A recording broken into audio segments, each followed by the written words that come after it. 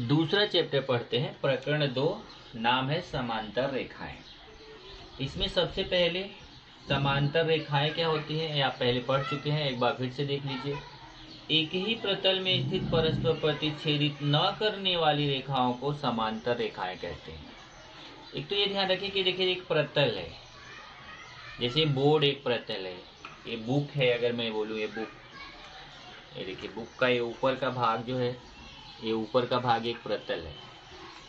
तो अगर एक ही प्रतल में दो रेखाएं हैं और दोनों रेखाएं जो है वह एक दूसरे को प्रतिच्छेदित नहीं करती हैं, काटती नहीं हैं, तो उन्हें हम बोलते हैं समांतर रेखाएं। जैसे यहाँ देखिए L है, M है, ये दो रेखाएं हैं, ये दो रेखाएं परस्पर समांतर हैं। कैसे पता चलेगा ये दोनों रेखाएं परस्पर समांतर हैं?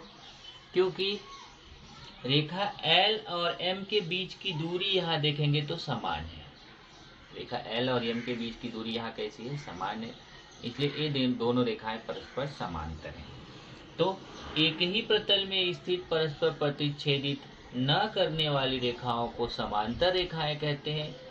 इसे देखो ऐसा दो लाइन, ऐसा खड़ी दो लाइन जो है इस तरीके से इसको समांतर पढ़ते हैं, से प्रदर्शित करते हैं। अगर ऐसे दो लाइन है इसको समांतर बोलते हैं। आकृति में रेखा L समांतर रेखा M, ये L और M दोनों रेखाएं कैसे हैं? आपस में समांतर है।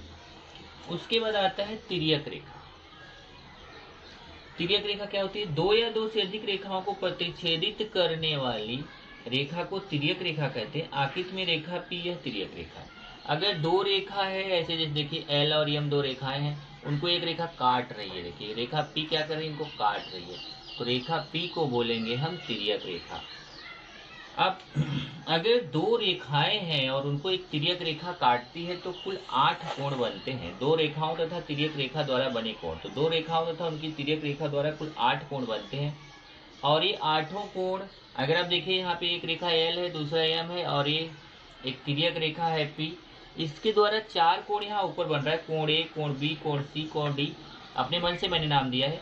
और यहाँ पे देखेंगे तो 4 कोण नीचे बन रहा है X, Y, Z, W।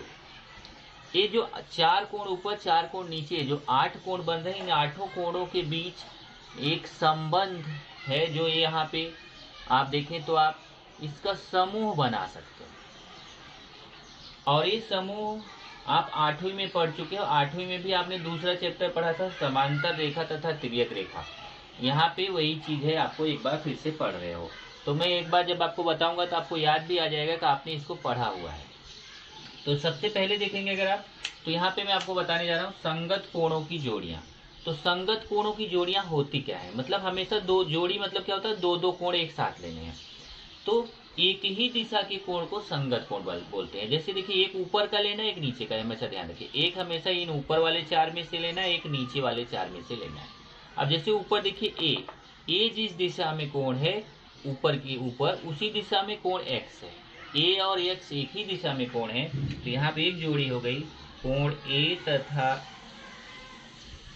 कोण x। इसी तरीके से जिस दिशा में देखो B कोण है उसी दिशा में y कोण है, तो कोण B तथा कोण y ये संगत कोणों की जोड़ियां हो गई।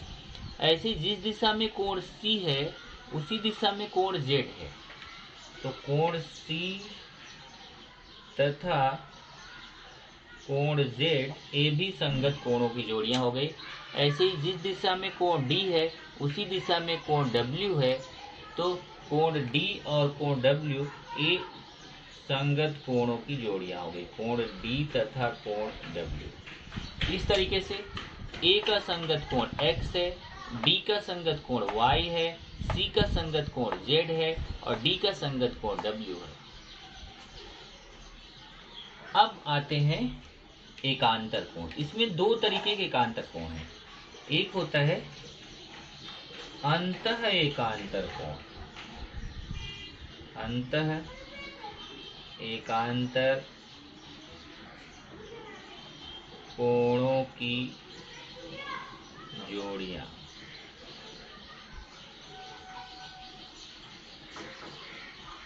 अब अंतः एकांतर कोणों की दो जोड़ियां हैं, वो दोनों जोड़ियां देखते हैं क्या क्या है।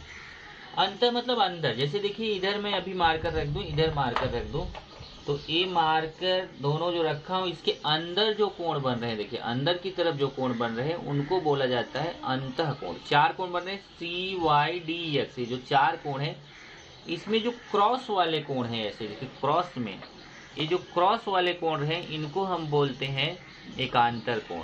जैसे D और Y ये क्रॉस में है, एकांतर कोण है। ऐसे C और X ये भी क्रॉस में है, एक अंतः एकांतर कोण है। तो यहाँ पे दो जोड़ी बन गई, एक हो गई कोण D तथा कोण Y, और देखिए दो D और Y हो गया, दूसरा C और X हो गया, कोण C तथा कोण X।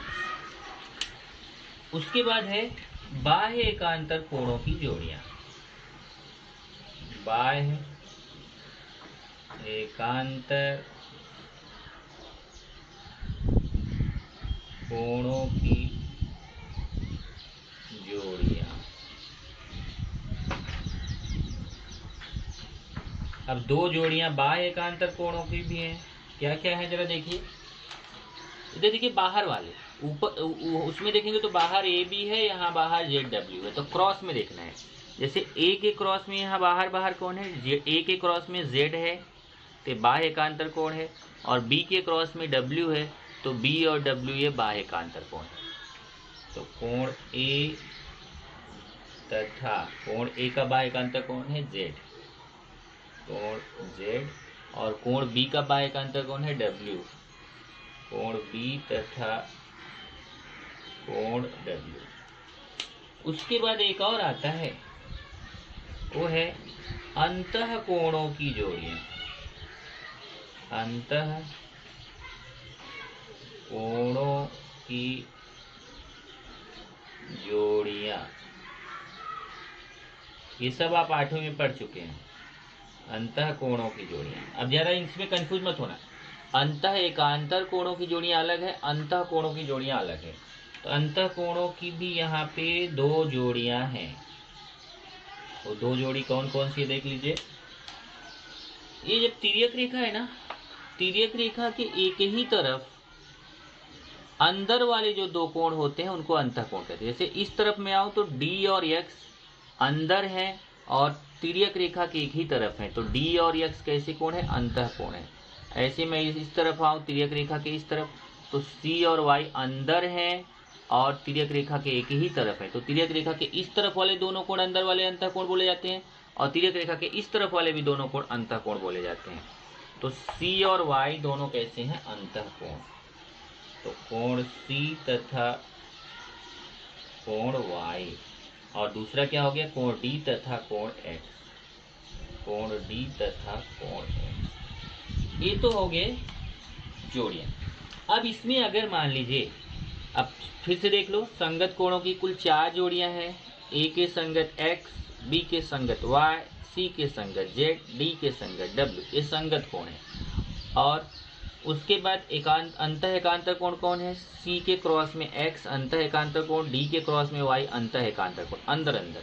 बाह्य एकांतर कोण कौन से हैं, A के क्रॉस में Z बाहर बाहर एकांतर कोण बाह्य एकांतर कोण, B के क्रॉस में W ये बाह्य एकांतर कोण। फिर अंतः कोण कौन से हैं, अंदर की तरफ तिर्यक रेखा के एक ही तरफ, इस तरफ आएंगे तो C और Y है, इस तरफ आएंगे तो D और X है, ये अंतः कोण है। अब इसमें एक खास बात ये होती है कि ये जो संगत कोण होते हैं, अगर ये दोनों रेखाएं समांतर रहें, अगर L और M दोनों समांतर रहें, तो फिर हमेशा जो संगत कोण रहते हैं वो आपस में सर्वांगसम रहते हैं। मतलब कोण A जितना रहेगा उतना कोण X रहेगा, जितना कोण B रहेगा उतना Y रहेगा, जितना कोण C रहेगा उतना Z रहेगा, जितना कोण D रहेगा उतना W रहेगा। मतलब संगत कोण सर्वांगसम होते हैं। अंतः एकांतर कोण भी सर्वांगसम होते हैं। अगर ये दोनों रेखाएं समांतर हो तो जितना C रहेगा उतना ही X रहेगा, जितना D रहेगा उतना ही Y रहेगा। अंतः एकांतर कोण भी सर्वांगसम होते हैं। बाह्य एकांतर कोण भी सर्वांगसम होते हैं। मतलब जितना अंश का A रहेगा उतने ही अंश का Z रहेगा, जितने अंश का B रहेगा उतने ही अंश का W रहेगा। लेकिन अंतः कोण जो रहते हैं वो सर्वांगसम नहीं होते। देखिए A भी सर्वांगसम, A भी सर्वांगसम, A भी सर्वांग, ये पूरे सब आपस में सर्वांगसम है। लेकिन अंतः कोणों की जोड़ियां सर्वांगसम नहीं होती, बल्कि इनका योगफल 180 अंश होता है। मतलब कोण सी और वाई दोनों जोड़ के 180 अंश होता है, और कोण डी और एक्स ये दोनों जोड़कर भी 180 अंश होता है। मतलब अंतः कोणों का योगफल कितना होता है? 180 अंश। तो आपको क्या बताया गया कि ये दो समांतर रेखाओं को एक तिर्यक रेखा प्रतिच्छेदित करती है। तो याद रखिए 3 कोण आपने पढ़ा। संगत कोण जो होते हैं उनकी जोड़ियां सर्वांगसम होती हैं। एकांतर कोणों की जोड़ियां भी सर्वांगसम होती है। अब एकांतर कोण में दोनों आ गए, अंतः एकांतर कोण और बाह्य एकांतर कोण। और अंतः कोणों का योगफल 180 अंश होता है। तो ये 3 चीजें याद रखिए कि संगत कोण आपस में सर्वांगसम होते हैं, एकांतर कोण चाहे वो अंतः एकांतर कोण हो चाहे बाह्य एकांतर कोण, वो भी आपस में सर्वांगसम होते हैं, और अंतः कोणों का जो योगफल होता है वो 180 अंश होता है। उससे ये 3 कोण आपने पढ़े। अब 2 और दोस्त आपके साथ जुड़ेंगे। एक है शीर्षाभिमुख कोण। ये 2 रेखाएं परस्पर प्रतिच्छेदित करती हैं तो सम्मुख कोणों की जोड़ियों को शीर्षाभिमुख कोण कहते हैं, और शीर्षाभिमुख कोण आपस में सर्वांगसम होते हैं। जैसे देखिए ये 2 रेखाएं हैं, ये 2 रेखाएं एक दूसरे को काट रही हैं। यहाँ पे 4 कोण बन रहा है, कोण ए, कोण बी, कोण सी, कोण डी। ये जो 4 कोण बन रहे हैं इसमें जो आमने सामने के कोण होते हैं उनको बोला जाता है शीर्षाभिमुख कोण। जैसे कोण ए के सामने कोण सी है, कोण सी के सामने कोण ए है, तो ए और सी दोनों शीर्षाभिमुख कोण है। ऐसे बी के सामने डी है, डी के सामने बी है, तो बी और डी ये दोनों शीर्षाभिमुख कोण है। ये आपस में सर्वांगसम होते हैं, अर्थात कोण ए सर्वांगसम कोण सी, कोण बी सर्वांगसम कोण डी। तो ध्यान रखिए चौथा दोस्त आपका कि शीर्षाभिमुख कोण आपस में सर्वांगसम होते हैं। तो संगत कोण सर्वांगसम होते हैं, एकांतर कोण सर्वांगसम होते हैं, शीर्षाभिमुख कोण सर्वांगसम होते हैं। और अगला आता है रेखीय युगल कोण। एक रेखा के एक ही तरफ अगर 2 कोण बनते हैं तो उनका योगफल 180 अंश होता है, क्योंकि एक रेखा के एक ही तरफ हमेशा 180 अंश का कोण बनता है। अब जैसे ये रेखा है, इसके एक ही तरफ अगर 2 कोण बन रहे हैं, एक कोण है ए बी डी, दूसरा ए बी सी, देखिए 2 कोण बन रहे हैं, तो ये दोनों कोणों का योगफल कितना होगा? 180 अंश, क्योंकि रेखा के एक ही तरफ हमेशा 180 अंश का कोण बनता है। तो इन्हें हम बोलते हैं रेखीय युगल कोण। तो कैसे पहचानेंगे रेखीय युगल कोण को? एक रेखा रहेगी, अगर रेखा के एक तरफ ऐसे 2 कोण आपको दिख रहे हैं, चाहे वो नीचे हो चाहे ऊपर हो, चाहे अगर रेखा ऐसी है इधर भी हो सकता है। रेखा के एक ही तरफ अगर 2 कोण बन रहे हैं और वो दोनों कोण हमेशा फिक्स रखिए को उनका योगफल 180 अंश होगा ही होगा, क्योंकि रेखा के एक ही तरफ कितना अंश का कोण बनता है? 180 अंश का। तो इनको हम बोलते हैं रेखीय युगल। युगल मतलब जोड़ी, रेखीय युगल कोण। तो यहाँ पे इनका योगफल कितना रहेगा? 180 अंश। कोण ए बी सी प्लस कोण ए बी डी, ये 3 दोनों कोण मिला के कितना होगा? 180 अंश। तो इसका मतलब अंतः कोणों का योगफल भी 180 अंश होता है, और रेखीय युगल कोणों का योगफल भी 180 अंश होता है। तो ये 5 कोण याद रखिए। अगर ये 5 कोण याद रखोगे तो आपको ये चैप्टर बिल्कुल इजी जाएगा। संगत कोण सर्वांगसम होते हैं, एकांतर कोण सर्वांगसम होते हैं, शीर्षाभिमुख कोण सर्वांगसम होते हैं, अंतः कोणों का योगफल 180 अंश होता है, और रेखीय युगल कोणों का योगफल 180 अंश होता है। ये 5 चीजें याद रखो। प्रश्न संख्या 2.1 का पहला क्वेश्चन देखते हैं। आकृति में रेखा आरपी समांतर रेखा एमएस है। देखिए एक रेखा आरपी है और एक एमएस है। आरपी और एमएस दोनों आपस में समांतर हैं। रेखा डीके उनकी तिर्यक रेखा है। देखिए जो डीके रेखा है इनकी तिर्यक रेखा है। यहाँ एच बिंदु पर काट रहा है, जी बिंदु पे काट रहा है। तो निम्नलिखित कोणों के माप ज्ञात करिए। 1 2 3 4, ये 4 कोण हमें निकालने हैं।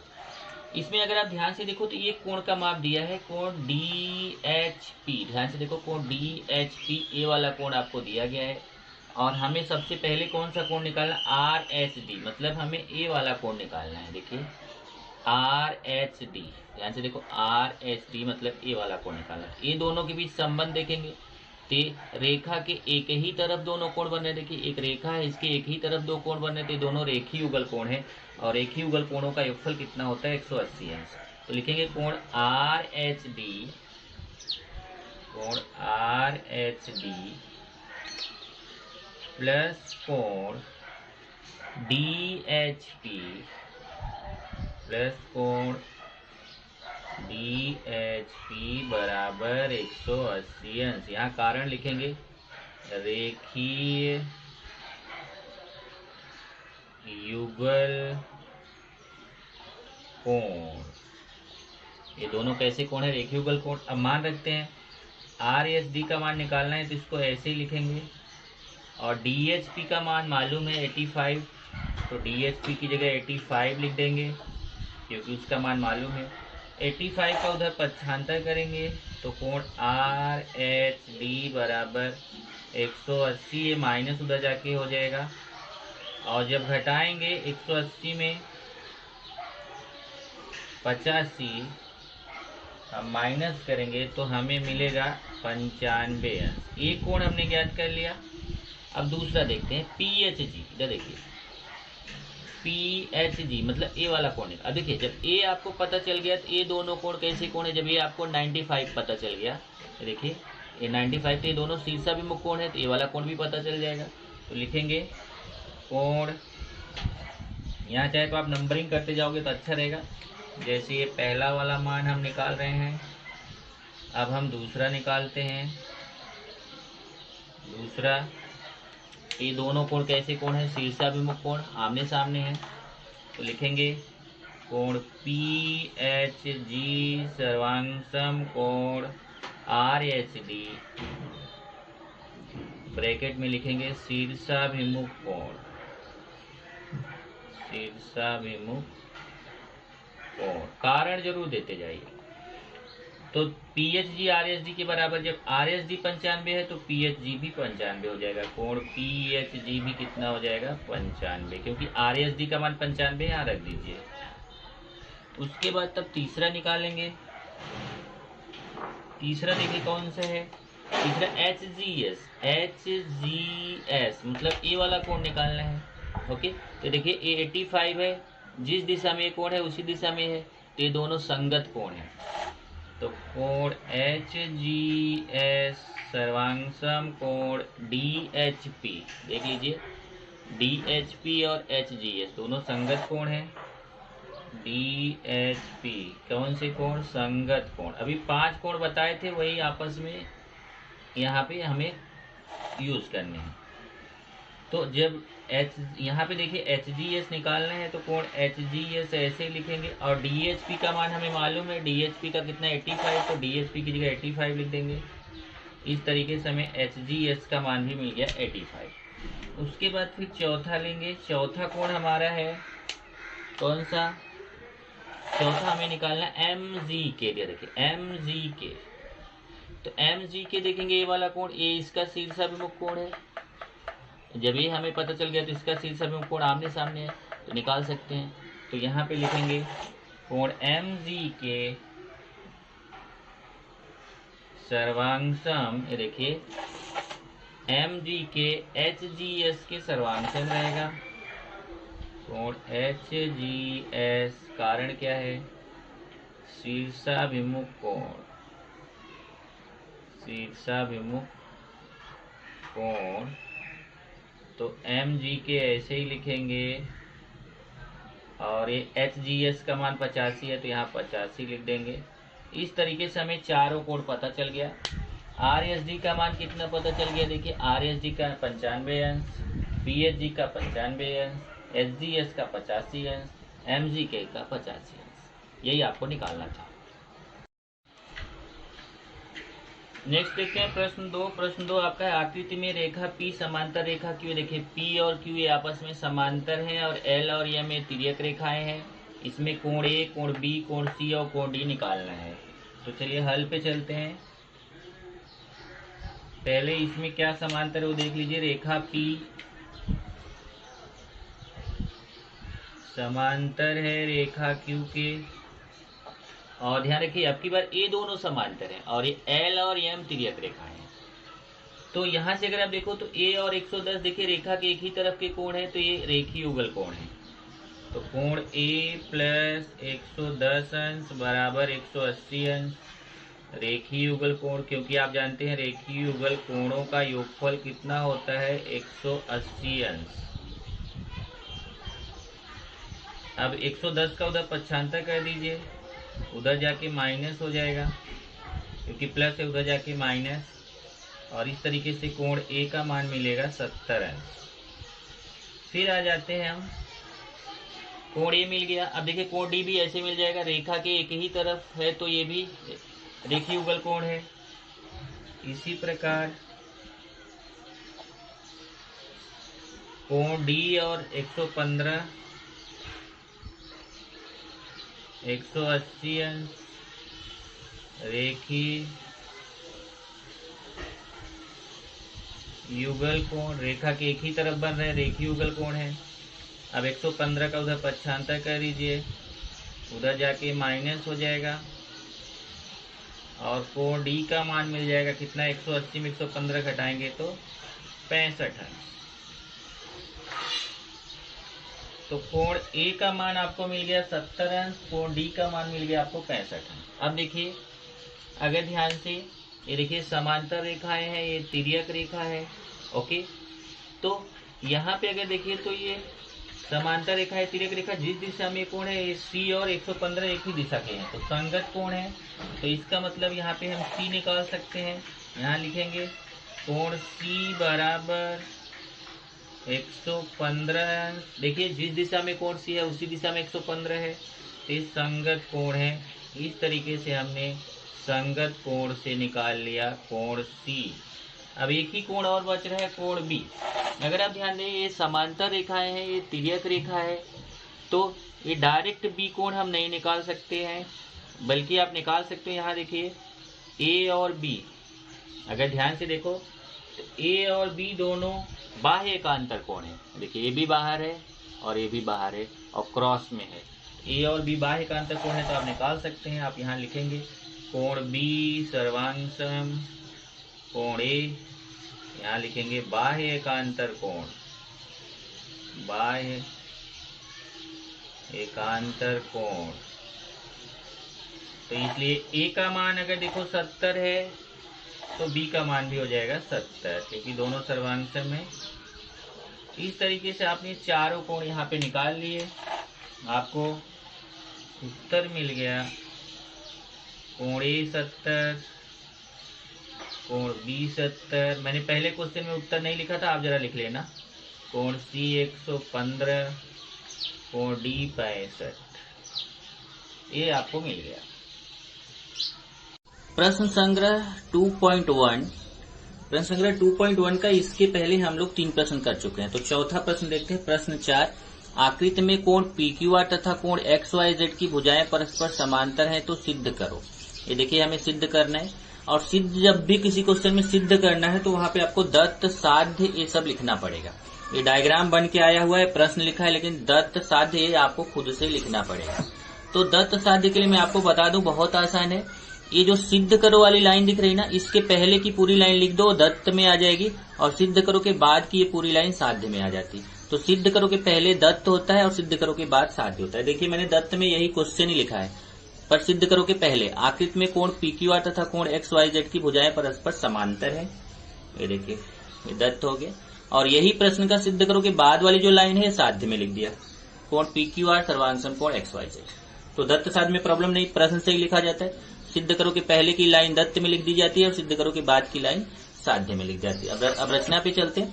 रचना मतलब क्या बताया था कि अगर हमें आकृति में कुछ परिवर्तन करते हैं तो उसको रचना बोलते हैं। ये आपको यहाँ से नहीं मिलता। अब आकृति में देखिए मैं क्या परिवर्तन कर रहा हूँ, और जो रचना करेंगे ना वो हमेशा आकृति में हमेशा डॉटेड लाइन से प्रदर्शित करते हैं। ऐसे देखिए, ये देखिए ये रचना हो रही है, ये रचना। यहाँ पे आप बताएंगे कि XY को जब आप आगे बढ़ाएंगे तो ये जाकर के QR को बिंदु कुछ नाम दे दीजिए, मान लो हमने M नाम दे दिया, आप कोई भी नाम दे सकते हैं, पर प्रतिच्छेदित करता है। तो रचना में आपको बताना है कि जो XY है इसको आगे बढ़ाएंगे तो यहाँ लिखते जाते हैं, रेखा XY को आगे बढ़ाने पर रेखा QR को, ये देखिए XY को आगे बढ़ाने पे QR को बिंदु M पर प्रतिच्छेदित करते हैं, बिंदु M पर प्रतिच्छेदित करता है। बस इतना हो गया रचना, और रचना को हमेशा डॉट डॉट डॉट से करते हैं। और एक चीज और बता दो एक्स वाई एम एक रेखी है, क्यू एम आर एक रेखी है। यहाँ पे बता देंगे हम एक्स वाई एम एक रेखी तथा क्यू एम आर एक रेखी। अब चलते हैं इसको सिद्ध करते हैं उपपत्ति। उपपत्ति इसकी बहुत आसान है, अगर आपने पहले जो 5 कोण मैंने सिखाए थे उसको ध्यान से देखोगे तो। ये देखिए, ये जो वाई जेड है और क्यू आर, ये दोनों समांतर रेखाएं हैं और ये तिर्यक रेखा है।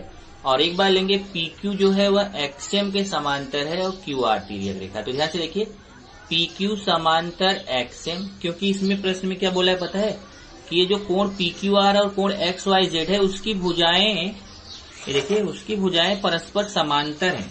तो ये कोण पी क्यू आर की भुजाएं पी क्यू और क्यू आर है और कोण एक्स वाई जेड की भुजाएं एक्स वाई और वाई जेड है। तो पी क्यू जो है ये एक्स वाई के समांतर है और भुजा वाई जेड जो है क्यू आर के समांतर। ये देखो यही बोला है समांतर है। कौन समांतर है? भुजाएं, मतलब पी क्यू भुजा एक्स वाई भुजा के समांतर है और वाई जेड भुजा क्यू आर भुजा के समांतर है। तो सबसे पहले एक बार पी क्यू भुजा को एक्स वाई के समांतर लेते हैं। तो यहां लिखेंगे क्योंकि पी क्यू समांतर है एक्स वाई के तथा ये देखिए पी क्यू एक्स वाई के समांतर और क्यू आर तिर्यक रेखा है। क्यू आर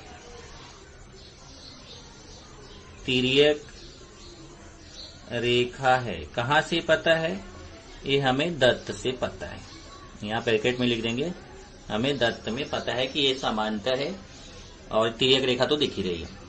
तो देखिए ये दोनों कोण ना, ये दोनों कोण संगत कोण है। संगत कोण आप पहचान लेते हो, जब ये दो समांतर रेखाएं तिर्यक रेखा है तो जिस दिशा में कोण है उसी दिशा में कोण है, तो दोनों संगत कोण है। इसलिए कोण पी क्यू आर, ये देखिए कोण पी क्यू आर सर्वांगसम कोण एक्स एम आर, कोण एक्स एम आर, कोण लगा देंगे यहाँ पे सर्वांगसम कोण एक्स एम आर। यहाँ लिख दीजिए समीकरण 1, यहाँ लिख दीजिए संगत कोण। इसी तरीके से अब इधर आइए। अब ये वाई जेड समांतर क्यू आर, इसी प्रकार वाई जेड समांतर है क्यू आर के तथा देखिए वाई जेड क्यू आर के समांतर और एक्स वाई तिर्यक रेखा या एक्स एम तिर्यक रेखा है। एक्स एम तिर्यक रेखा है, यहां लिख दीजिए दत्त से। अब ध्यान से देखिएगा, अभी ये दोनों समांतर हैं और ये तिर्यक रेखा है। कौन? एक्स एम तिर्यक रेखा है। वाई जेड क्यू आर के समांतर एक तिर्यक रेखा। तो देखिए ये दोनों कोण संगत कोण है, क्योंकि जिस दिशा में कोण है उसी दिशा में ये दोनों संगत कोण है। तो कोण एक्स वाई जेड सर्वांगसम कोण एक्स वाई जेड सर्वांगसम X M R, X M R समीकरण 2, यहाँ पे भी लिखेंगे संगत कोण। अब समीकरण 1 और 2 को देखिए। समीकरण 1 और 2 को देखेंगे तो देखिए दायां पक्ष दोनों का समान है, एक्स एम आर के बराबर। जब किसी समीकरण के दाएं पक्ष समान होते हैं, दायां दाएं के बराबर रहता है, तो बायां अपने आप बाएं के बराबर हो जाता है। तो समीकरण 1 तथा 2 से कोण बायां बाएं के बराबर, कोण पी क्यू आर सर्वांगसम कोण एक्स वाई जेड, यही आपको सिद्ध करना था, यही सिद्ध करना था। ये देखिए यही सिद्ध करना था, यही साध्य था ना आपका। कोण पी क्यू आर सर्वांगसम एक्स वाई जेड सिद्ध करना था, ये सिद्ध हो गया। कोण पी क्यू आर सर्वांगसम कोण